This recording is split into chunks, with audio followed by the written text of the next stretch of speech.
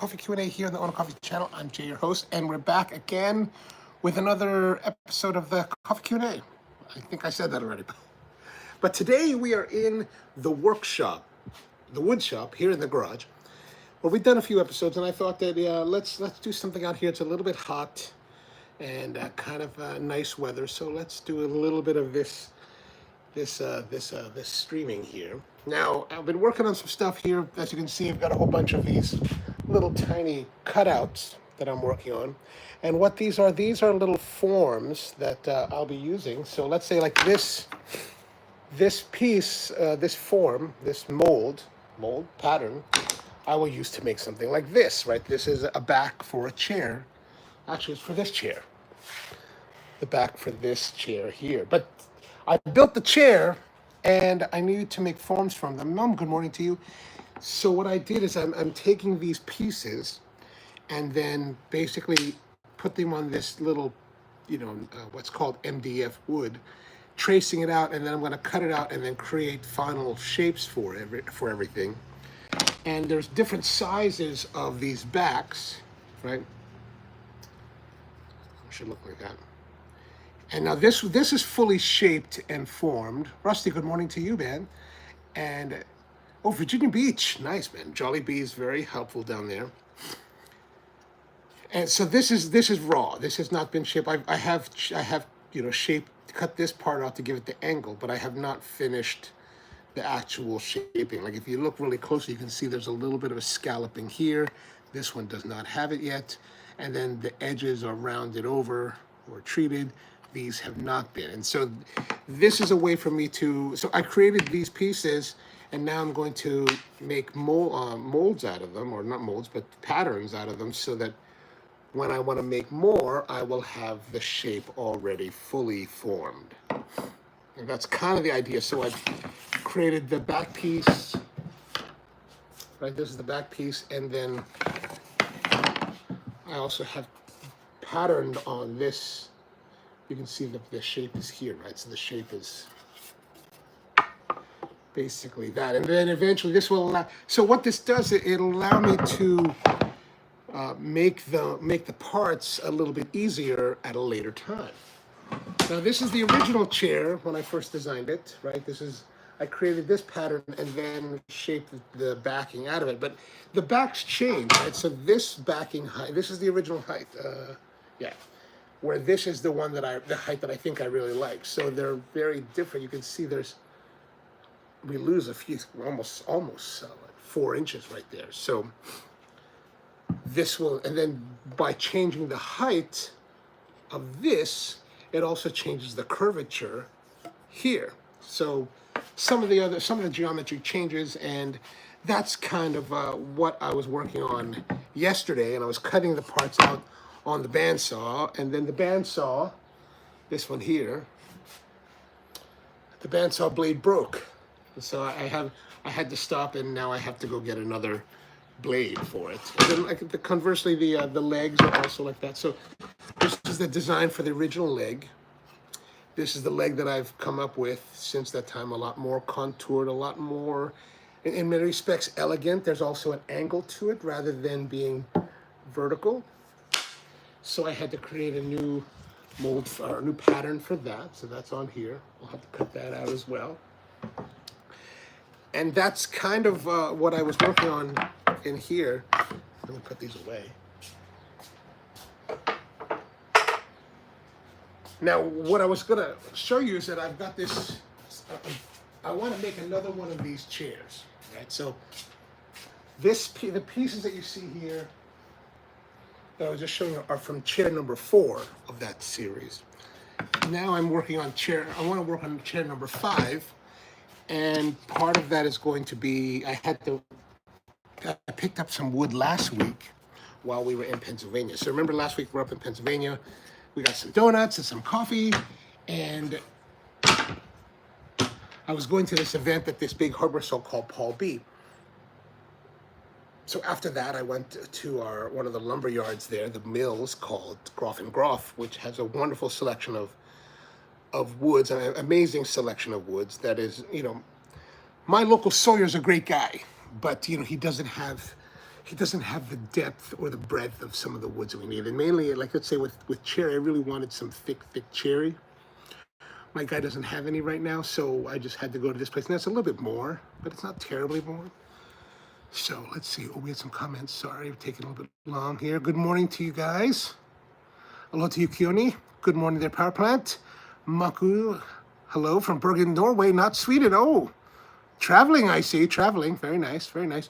Rusty says, not passing by B more, but we'll see you in a few weeks. Oh, for sure, for sure. Excellent. Mom, too. The Power Plant says, Running Man remake just released trailer #1, directed by Edgar Wright and starring Glenn Powell. Looks great. This time the whole country hunts the... Oh, wow. Speaking of which, man, you mentioned yesterday about the new Ryan Gosling movie. And I don't know, I don't think I looked it up, but it came across my feed after the show. And I watched it. What's it called? It's called Project Hail Mary. All right. I saw the trailer. Looks pretty dope. I was like, oh, that's pretty dope. I don't know if you saw it on my community post. I posted about it yesterday on the community post here on YouTube. And saying, the Power Plant said that this movie was supposed to be really good. It looks pretty dope, but I'm kind of irritated. It looks amazing, but March 2026? Dude. That's very, very disappointing. Very disappointing. That should be this summer, a 2025 blockbuster, not a 2026 springtime release. Russell's with us. Good morning, Russell, how are you doing? Good to see you. Power Plant says, really excited for more Edgar Wright. It has been a long time since his last film, The Last Night in Soho. Oh, I've not seen that one. Coffee Cove, good morning too. So let's get the... So I got this piece of wood. I've estimated that for this chair, I actually need 8 board feet of lumber to create one chair. And what I wanted to make, the chair's been all been made mostly out of walnut, but I really want to make one out of cherry. So I decided to get some cherry, and I picked it up last week. And I'll show you the part now.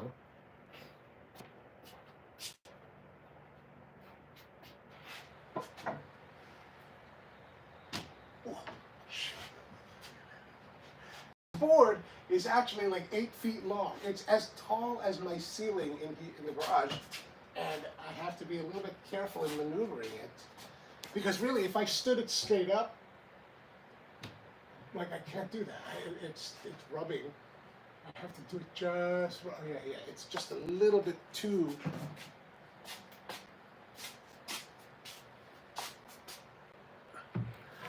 It's very long. It's very, very long.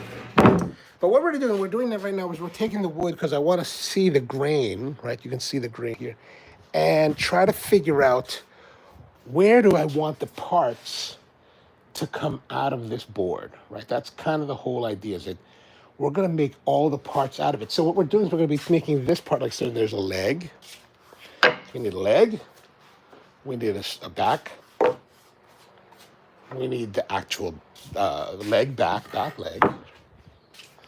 We need this leg. So we need 2 legs, and then we need the seat. By the way, this is all koa from Hawaii. And then we've got our seat, right? So this is our seat. Now the seat obviously is too, let me turn this around. The seat is actually too big for the width of this. So what we end up doing is we'll actually end up joining pieces of these together.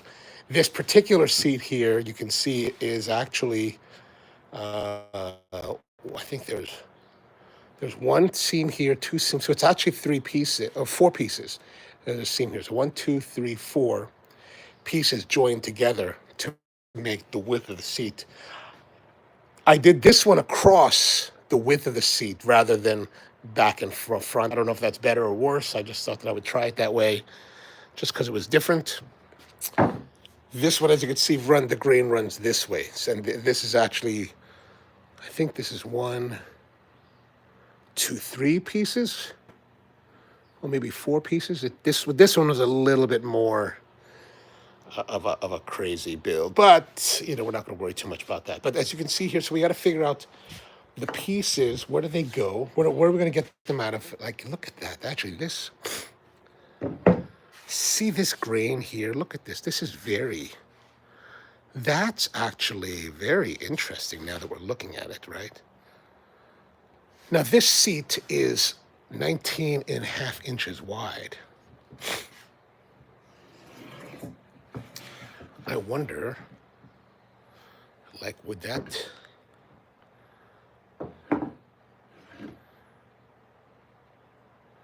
Like that could be interesting as a seat detail. So maybe that'll be there. For the legs, we want is like long grain, right? So if we look down this end, or here, you see a little bit more of this kind of scalloping, but I think that here, that has like straight grain there. Straight grain there. Maybe take that out of here. Yeah, take that out of there. And then we want more straight grain, so they may be like that. Could be good. And then this part, what we could do is use this end here that has more of the scalloping and match it to these other pieces for the seat top. So that could be how we'll utilize this board. Now, if you notice, there could be a lot of waste. So I'm trying to, we could try to utilize our wood better. But the more I make it, probably the better I'll learn how to utilize the wood. So that's kind of where we are on that.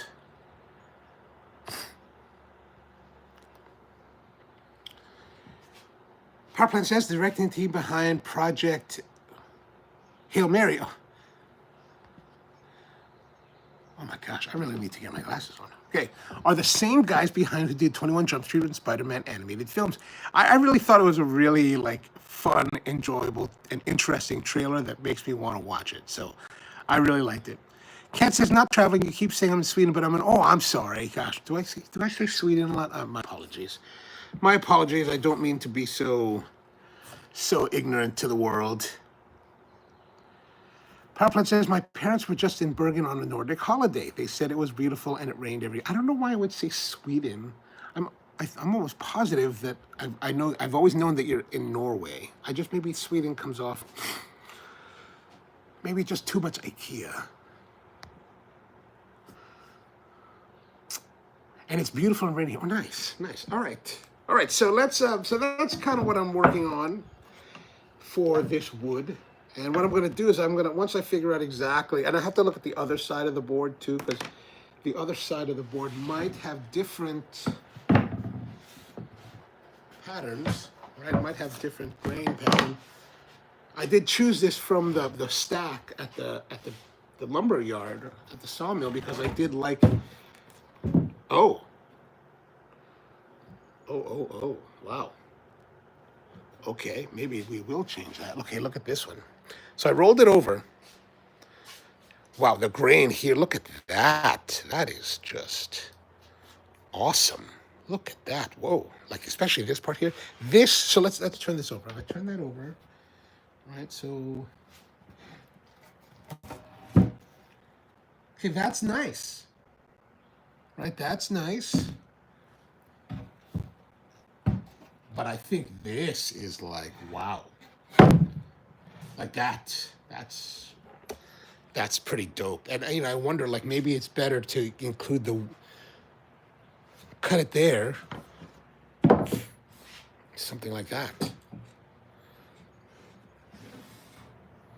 Right, so that it has this really wavy part.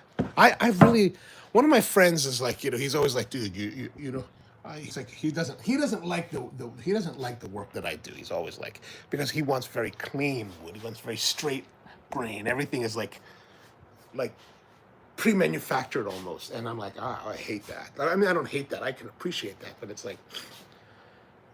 to me, the wood is funky and strange and weird, and I like the idea of it being funky and strange. I want to celebrate that and explore it more, right? I think I think that's where it gets very exciting, and that's really what I'm interested in seeing more of.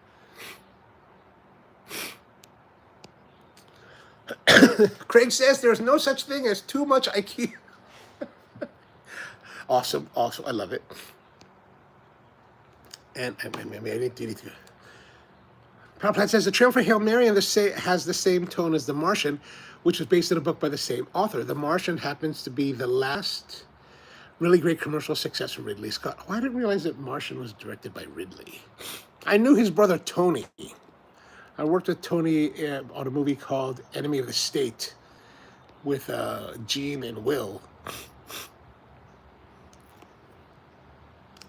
Tony wants to know, will you keep it natural or stain the wood? I'm not a big fan of staining necessarily. Like I do dye woods for certain purposes. Like for example, if you look around here at the workshop, you'll see all these like shop projects. These are all stained, right? Because I have come up with my own like design image for the shop, right? Like here's the saw, the table saw card. It has this blue, so this blue black. So I use blue black dyes mainly for the builds to give it that color. But for the most part, I don't. Like for example, this chair here. This is the third chair that I've made from this. And this actually uses a different finish. Like the first one, I used tung oil, and I really just like straight tung oil because I've come to discover that with tung oil you get very like, as the tung oil cures, you start to get very deep tone grain structure out of it. You start to the grain just seems to be so like deeper. And I'm just like so fascinated by that. What this is a polymerized tung oil.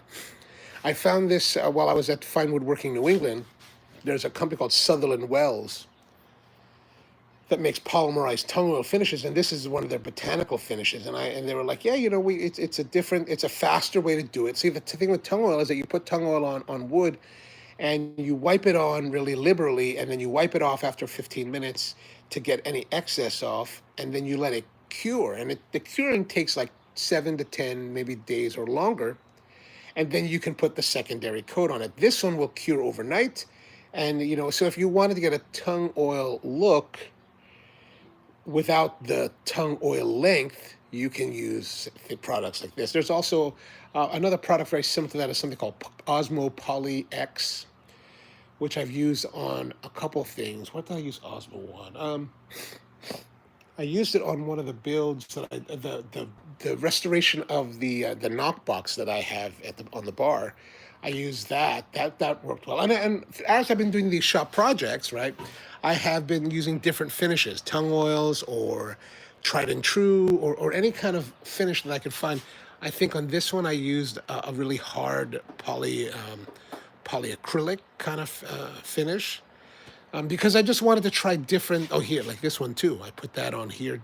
It's very clear on this pine, and very neutral. Like one thing about tung oil makes it turn kind of yellowish, and a lot of the finishes will make it yellow. Tried and true makes it yellowish. Poly X makes it a little bit tinted, but like this one was from a company that used to be called Balin, but now is called Mohawk. Mohawk Industries makes very heavy-duty industrial kind of finishes, especially for like that are really great for like guitar making, luthier. And this one is a clear one, what's called rock hard. So I wanted to try that because I really wanted to keep this particular tone of pine. But I find that the idea of like using these workshop projects, like a lot of people, when you watch them on YouTube, they talk about their workshop projects, and they kind of throw them together haphazardly. They don't really give much thought about them.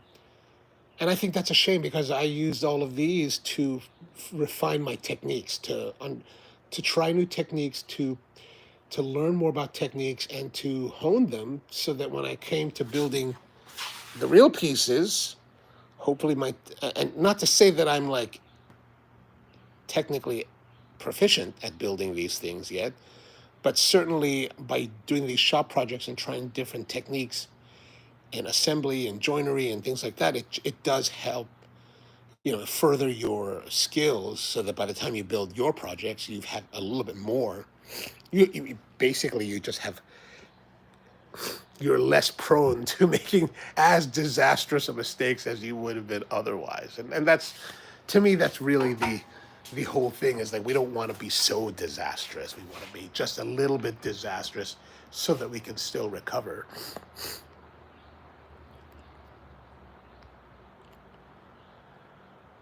Power Plant says, Ridley has had a long line of stinkers and sinkers for the last several films. That's true. Paige, good morning to you. Keone says, polymerized tongue oil is interested. I normally don't like tongue oil as it can get sticky. And tongue oil will get sticky if you have to be really good at wiping it off. Like, you really have to, I've learned that you have to be really, you put it on very liberally so it soaks in, and then after like 10-15 minutes, you really want to make sure that you wipe it really hard. The only one that I really had trouble with was when I was putting the tongue oil on the thermal red oak, the thermal oak that is heat treated. That never seemed to dissipate. I ended up like scraping it off because it was just terrible. It was that wood for furniture use is a disaster. There's so many things that are kind of crazy about it, that are very different than, let's say, regular wood, that it doesn't make it as pleasant to use. Keone says, the chair design is nice, simple, but thank you, I appreciate that. The original design does come from Mira Nakashima. I did use her design. Like, the original mold is basically a straight up copy of her chair, and I just kind of did my own refinements to suit more my taste and also the purposes that I'm going to use. Like, so I've used my niece as a kind of a working platform because she's a cellist, and I've asked her to use, doesn't like about the chair, how we can make improvements. So she's been very instrumental, which is why you may have noticed that, like, on this one, it says Koa back Alexis. I'm going to name the chair after her. Her name is Alexis. And as you can see, this is actually a piece of Hawaiian koa that I'm going to use as the backing piece for a koa version of this. But it's going to take a long time to build because I have to assemble all of it. But basically, this will fit. Yeah, that fits that. And this is what, 6/4, but there is some punkiness to this. So you can see there's some rotting here, there's some rotting here. So I'll have to clean that out and then plane it all together and then see how thick this board is to figure out how suitable it'll be for that. But I think, if this isn't too invasive, and I don't think it is, I'll probably leave some of these damages on the wood, because I think, again, for me, the aberrations in the wood is part of the celebration, right? Okay, so let's make some coffee. I got some coffee here. I brought the AeroPress for us to make coffee with. I'm in this rolling chair. I'm hoping I'm not going to fall and bust my butt on it. Let's keep a little bit of this cherry. So this is a local, like, Pennsylvania cherry. And Groff is really a great sawmill, a lumber yard, miller, and I found them first. Like, I brought you to Hearn Hardwoods in Oxford, Pennsylvania, which is southeast Pennsylvania. This Groff and Groff is actually a little bit west of Oxford, in a town called Quarryville. And that was the first place I ever went to. My Matt had been telling me, man, you need to go to Groff and Groff. It's amazing. And so finally I went there about over a year ago. It's one of the main channel's videos. We went there first, and I was like, oh my gosh, this is crazy. It's amazing. And they've got, for compare, especially when you compare prices of retail wood around where I live here in Baltimore, it's definitely very, very well priced wood. Not as well priced as my local guy a couple miles away, but very, very well priced. And different operations, so that it makes sense that it's not going to be necessarily exactly the same. Oh no.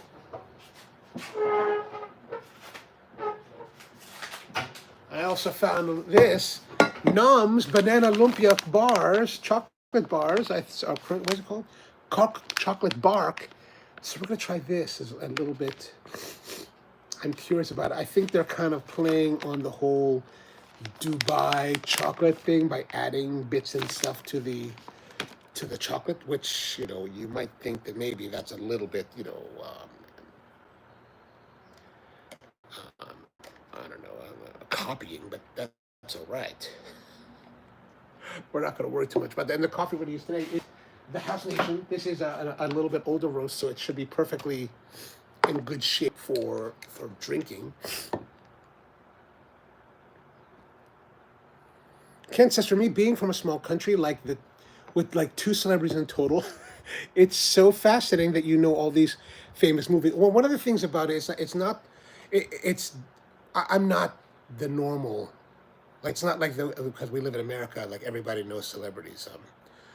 It's more about who you're exposed to and where you've been. Like, and I was in the motion picture business for 15 years. So I worked in movies for the studios on set, in very close proximity. Like, I mean, I was on the shooting team for the movies. So I did one of 3 roles, which was either location sound, which the guy recording your sound or booming your sound. I also did what's called 24 frame playback. So and 24 frame I think has changed. I mean, I haven't worked actively in the industry for like 20 years. I still maintain membership in the union, but I've not been active. And what is it? Oh, I did a song called 24 frame playback. 24 frame playback, especially if you watch movies from the 90s, you'll see television screens in the shot, like characters will be watching TV or some kind of monitor, and you'll see the screen in the shot itself, like the actual physical screen and what the content on the screen is. I would be one of the people that would generate that imagery. And back then, it doesn't, right now, it doesn't seem very it seems very just, you could just show the screen and there's no issues.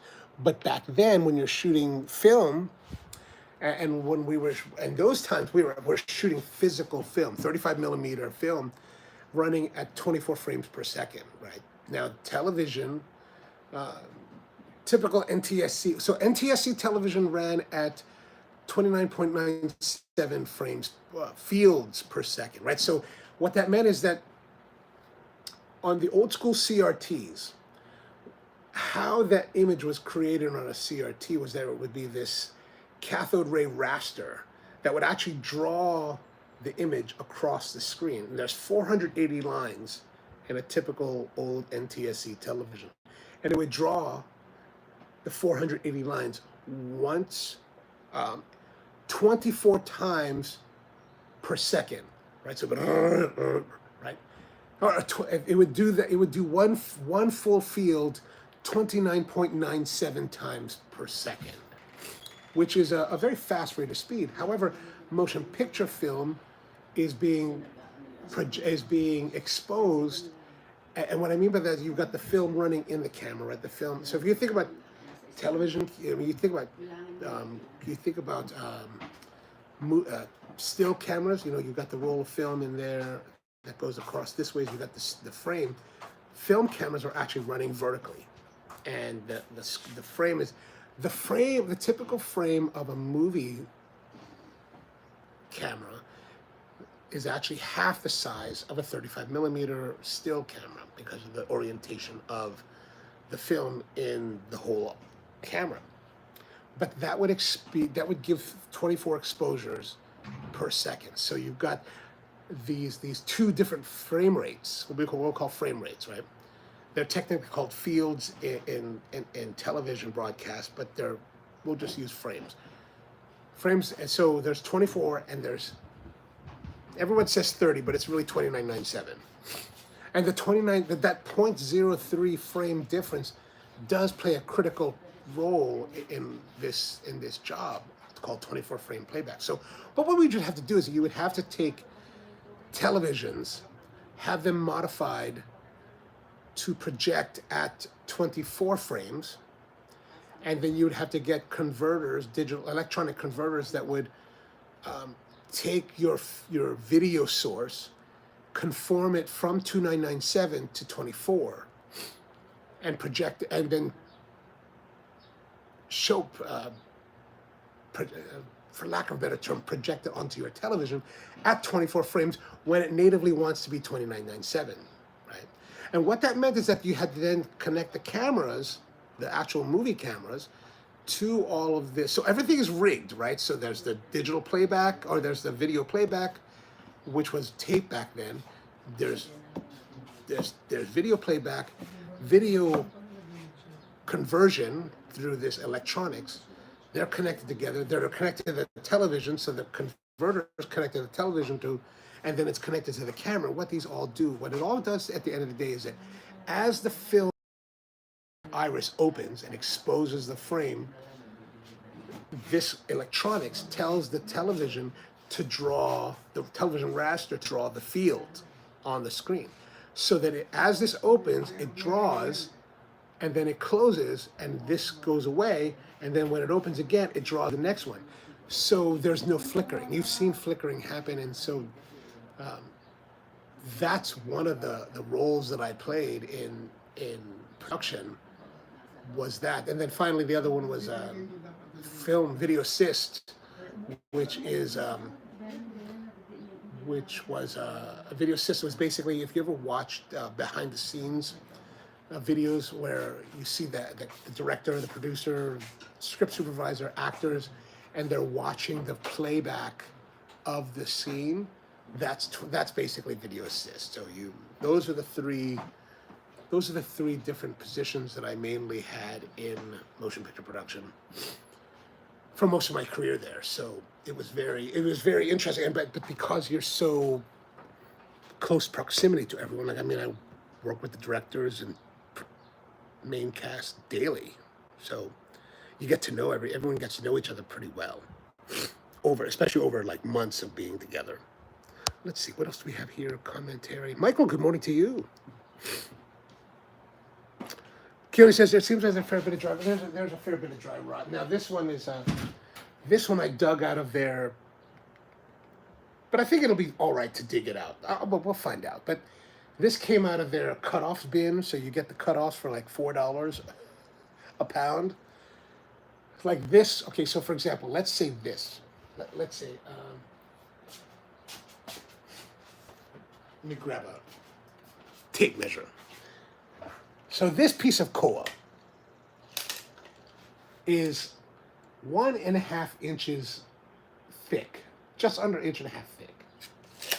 It is 5.5 inches wide, 28 inches long. So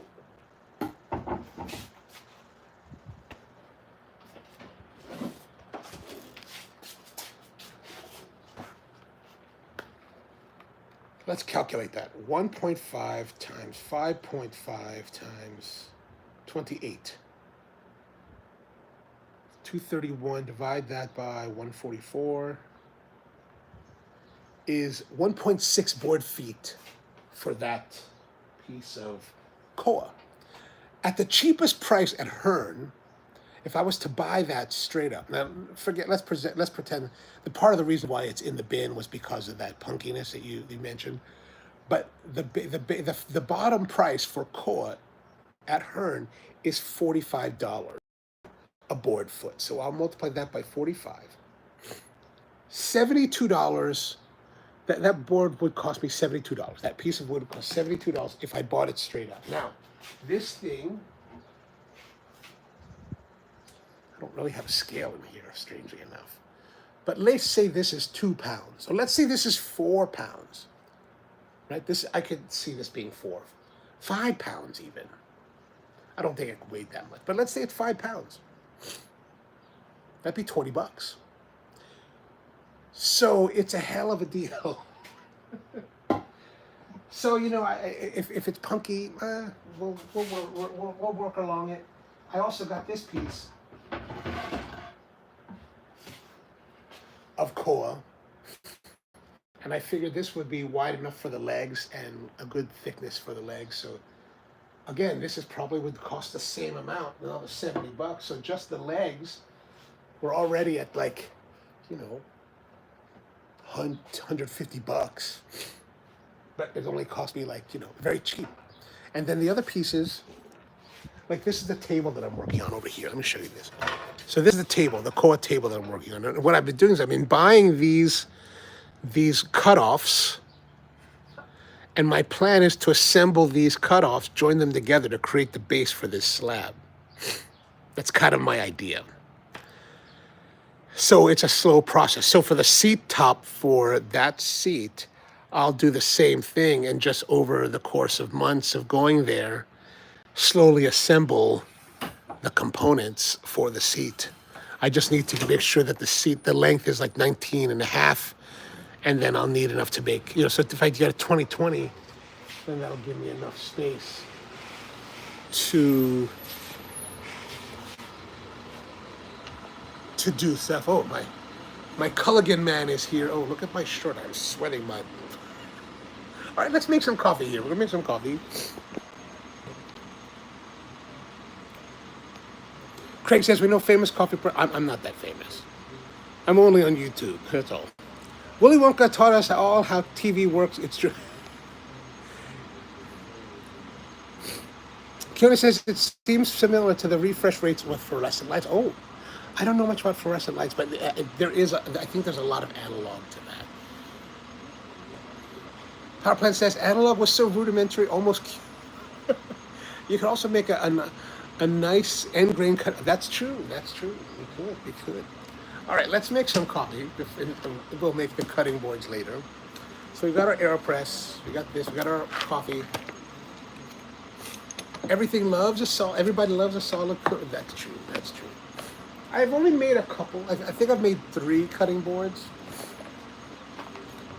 and only one that was actually kind of nice. The other ones were really simple butcher block type of cutting boards that were kind of just for fun.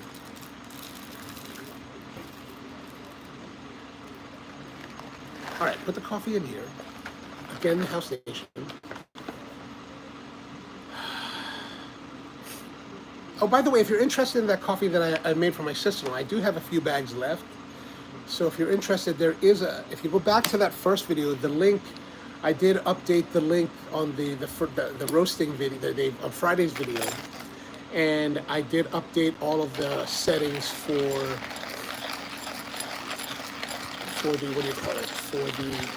for shipping. So I think I've got it set up so that we can do international shipping now, in case any of you are interested.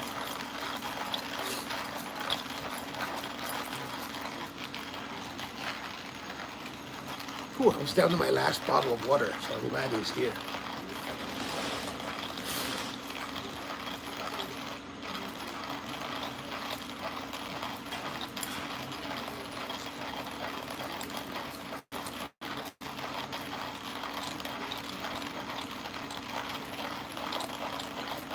Let me go check on him and see how he's doing. We'll be right back.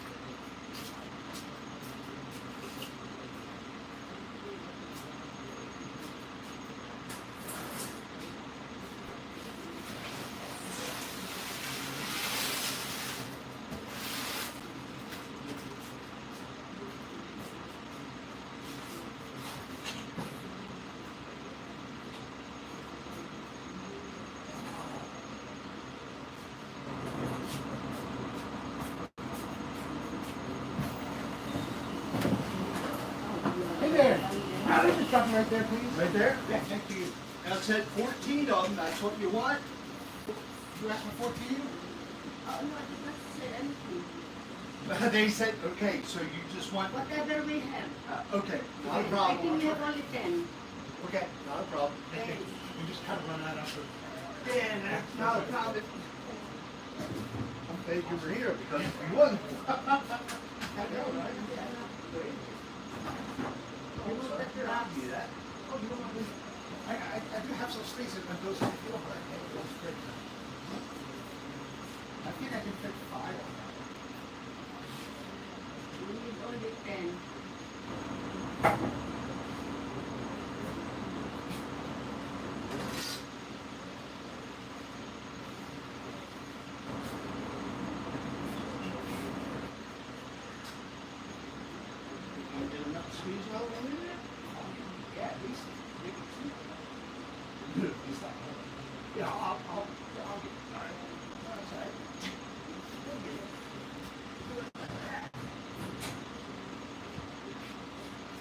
Because another one will tuck up to the left.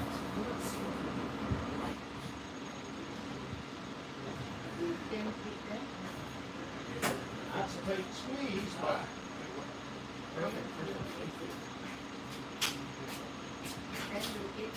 Do you want a couple on top there and that other? Yeah, I think 3 will fit there, and then the other 2 you just drop back. That'd be perfect.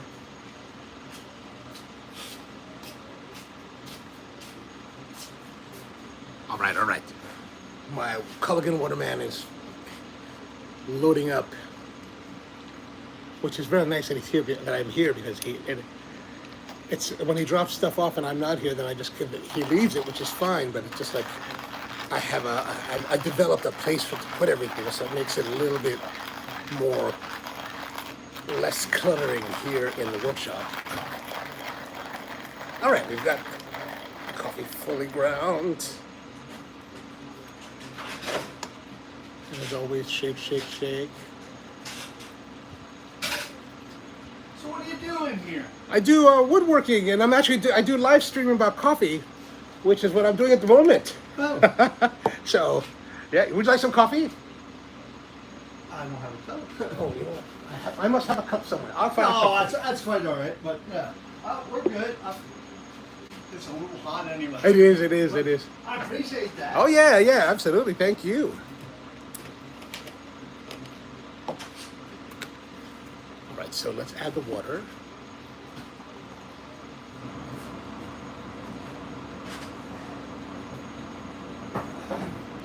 And you know what I do? I just realized I don't have a stirrer. Guess we'll just have to live without it. I mean, I don't know if we really need to have a stirrer for AeroPress because we're going to press everything through it to begin with. So let's put that on here. Have I missed anything? Cutie says that one cook can leave a sour aftertaste with food, so a cutting board may not. Oh, interesting. I didn't know that. I know hand grinding isn't crazy. I've been doing a lot of that lately, though. Okay, so that's good. Let's. All right, so as you can see, it's all kind of jumbled around. So I don't know. Thinking about it, do we really need to stir it because it moves and all that? So maybe that stirring part was a little bit excessive.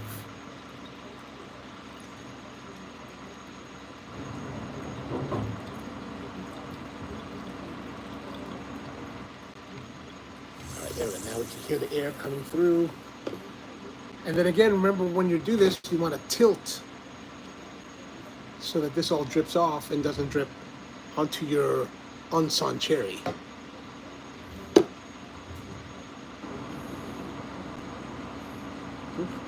right. So we've got a little bit in here. A little bit of a concentration. So we're gonna take our water, bypass it to give us a full volume. Ooh, it is hot. I thought I was gonna wear this to the bank today. I think I'm gonna have to go change.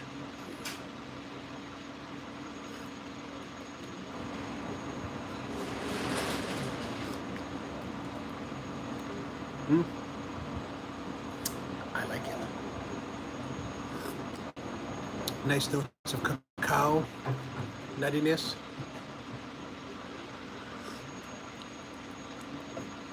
All right. Not a bad way to have a hot day here in the workshop.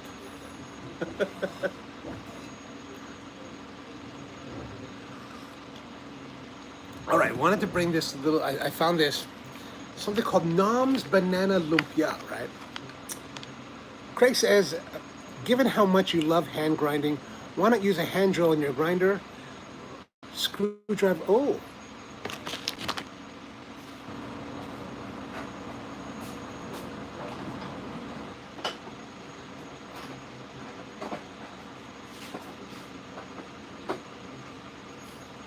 Now, that's a good point. I wonder, would it be too much torquiness, right? So, for example, if I took this drill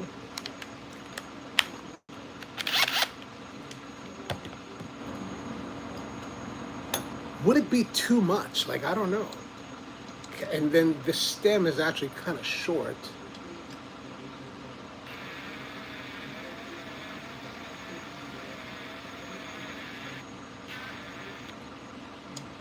So it's not, there we go. Ooh. Okay, let's see.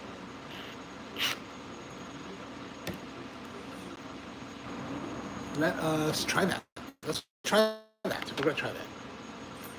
Good point. Even I don't think about things like that.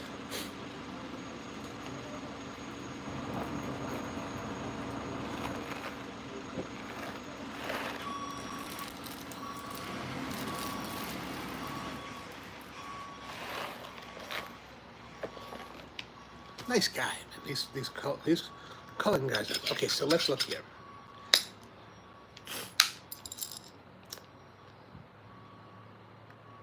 One of the things that because it's very thin, the threading is very, the stem is very short. I've got to get the Jacob's chuck and just get it just right on it.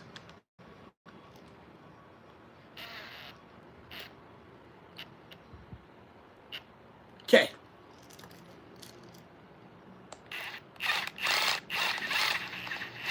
Oh no, that's slipping.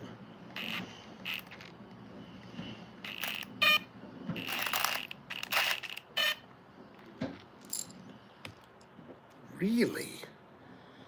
So I've got this drill set to the full-on like drill setting, which means that the clutch is at its maximum.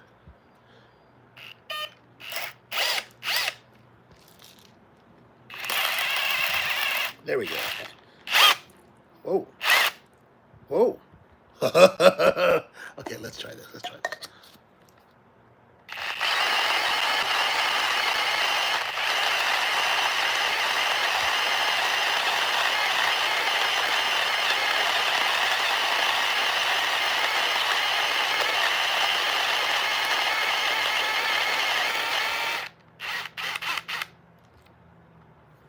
Allah.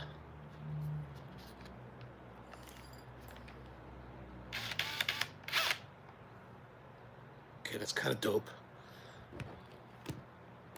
And all right, that works. That works pretty good. I'll remember that for next time. But you know, it is kind of a bit. And this is the smallest drill that I have. Like if I could use this other drill.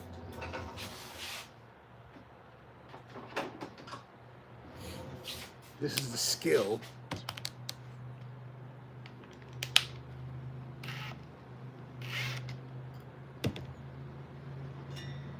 Oh, it does kind of damage the teeth. It does do a little bit of damage on it, so probably not the greatest idea. Or let's see.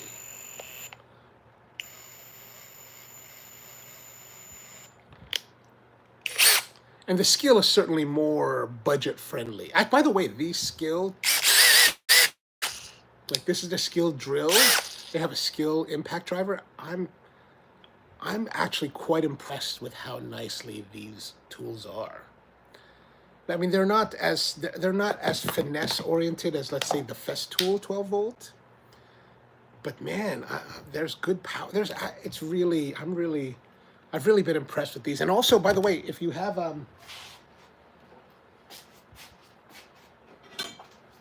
if you're in need of, I said this on my evening live stream, if you're in need of like a power bank for, you know, like say your phone, you want to recharge it, this is the Skill 12 volt power core battery pack. This is the newest one. This one is the older version, right? You can see it's a little bit different. This is the newer one. The newer one, and they're both kind of similar in this respect, but this new one comes with a 20-watt charger and a USB-C cable, and all you got to do is you plug it in here to charge, and then you can use that cable to charge your phone. And right now, Lowe's, if you go to Lowe's, this is on sale, this one battery for $29. And I was like, oh, this would be a great, and I actually bought this because I was going to use, I actually use it more as a battery bank. than anything else, and it's super cheap compared to, let's say you buy a nice Anchor. Like I've got a nice Anchor battery pack that probably costs like $80, and it's like, this works just as good. So, little tip for you right there, little tip for you. And I think the special is only through July. All right, so let's have a look at our little candy here. This is non-banana lumpia chocolate bars, and I know nothing about it. I just saw it, and I thought, let me go try it out.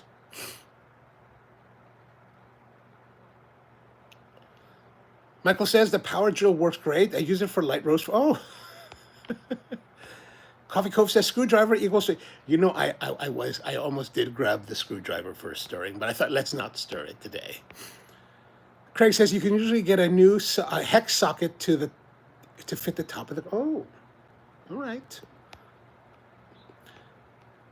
Coffee Cove says if you get the new Time More My Lab hand grinder with pineapple burrs, you will need a drill for light roasts. I tried it and it stalled trying to grind it, not the grinder, but I stalled. Nice. Craig says I've also seen 3D printer adapters that fit over the top of the grinder shaft, and then you can use a regular 9/16 or whatever socket with your drill. Oh, I have one for my Lidl. Oh, Lidl 2. I was thinking Lidl grinder. Now, what do they say about this? They say that there is banana lumpia caramel. You can see the illustration here. What is it? Banana lumpia caramel, milk chocolate, and a crunchiness. So that if you're not familiar, the banana lumpia is a type of roll that comes from the Philippines using these very thin rice wrappers. And when you deep fry them, they get nice and crisp. And when they say banana lumpia, I think that what they mean is there's a Philippine dessert called turon. And the turon, I think we've had the turon. Basically, the turon is the wrapper wrapped around very ripe plantains,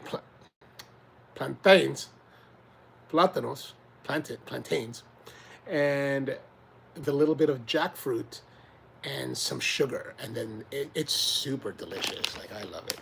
So I'm guessing that this is a play on that. But let's see. Oh.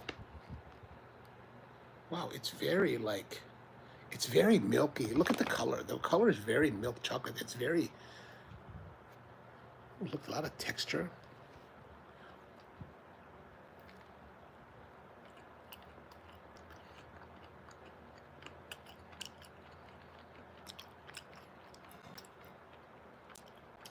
So the chocolate's very sweet. I think I would like it to be less milk chocolate, like a little bit, like this is a very high milk content milk chocolate. You can tell by the color. I would like it, I think it'd be better if it was a little bit darker. Like it's right on the verge of being cloyingly sweet.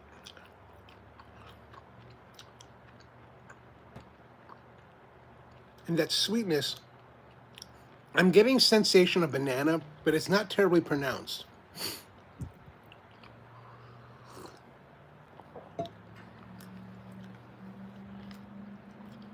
I mean, one of the difficulties with this kind of product is that if you're taking, like, let's say you're taking the lumpia wrappers and you're frying them and then you're chopping them up to put them as an additive,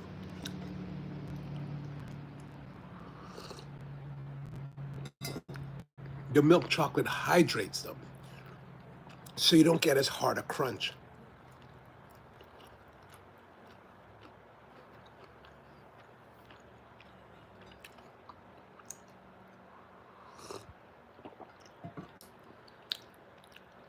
I mean, it's pretty good.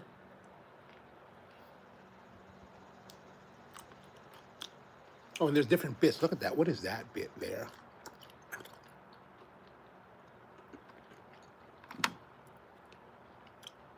Now, it is pretty hot where I am. So it's melting pretty fast.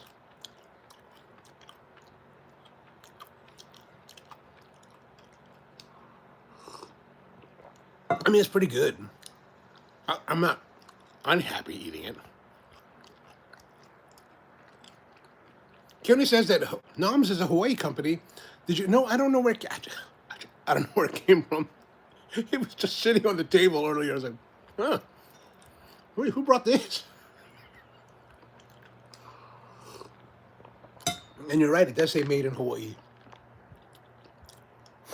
There's a company when I was on the Big Island a couple years ago. There's a company in Hawaii that I thought was terribly cute, terribly cool. So you guys are familiar with this thing called ube, which is the Philippine tuber, the purple tuber that everyone's incorporating into their food. And there's this cookie company, and I think they're on the Big Island because they were at the KTA store in Kona. And I saw the box, I saw the packaging, I started laughing. I was like, oh, that's terribly cute. They're so cute. So their ube cookies are made by a company called Ube. Like, you know how people say they call each other Bae, B-A-E, you know, like babe, like Bae. It was Ube was the name of the company. I was like, okay, that's clever. That's some clever stuff. All right, let's, you know, I don't know if I hate, I don't hate it. I just don't know if it's awesome, which requires further investigation. Like, I like that there's chunkiness to it. I don't think I like the fact that, I don't think I like the milk chocolate. Like, I think if it was a little more dark chocolate, less of the milk additive, it would be a better overall experience.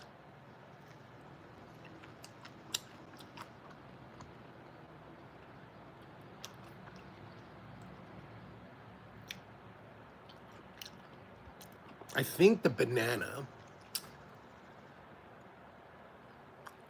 is freeze-dried. Or maybe just dried. I mean, not freeze-dried, but...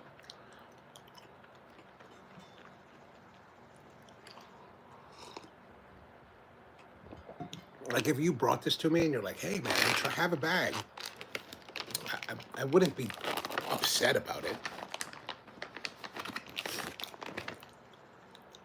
I just think there's a way to make it. I think that if maybe they used a little bit darker chocolate, I think it would make it more compelling.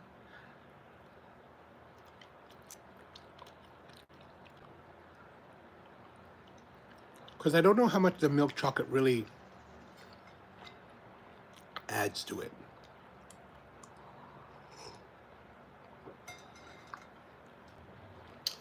Like, I think that if it was dark chocolate or darker chocolate, it would give greater dimensionality to the and complexity to the flavors.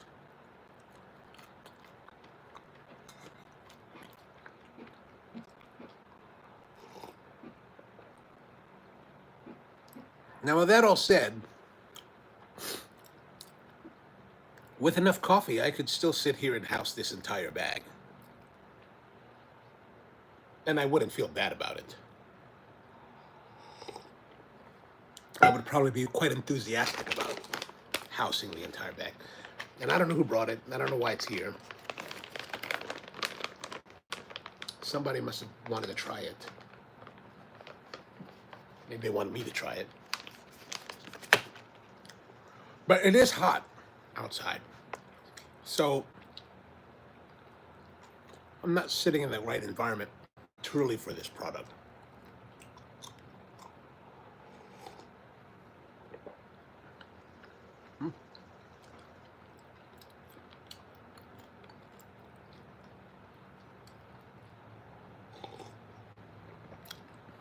All right. Despite the fact that I wish there was some changes to it, I quite like it.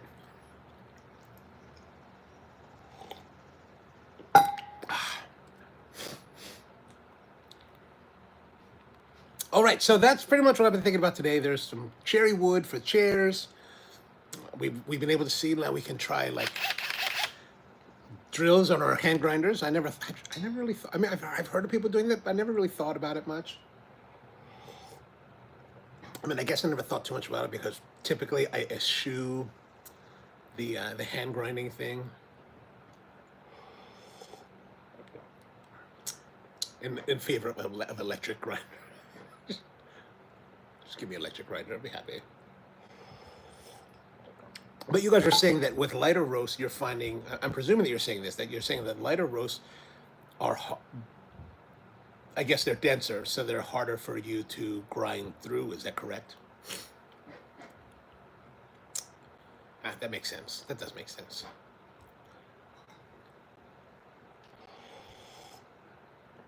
Well, all right, that's pretty much it for today. Thank you very much for tuning in. We had a little bit of wood talk, a little bit of coffee talk, some water talk, and a little bit of lumpia, banana lumpia talk. If you get to try it, give it a try. It's really nice. I kind of like it. I wish it was. I wish it was a little bit more darker, but you know, pretty good. Power plant says Cavendish banana flavor or old school. But I think it's more dried plantains. It should. I mean, it doesn't taste.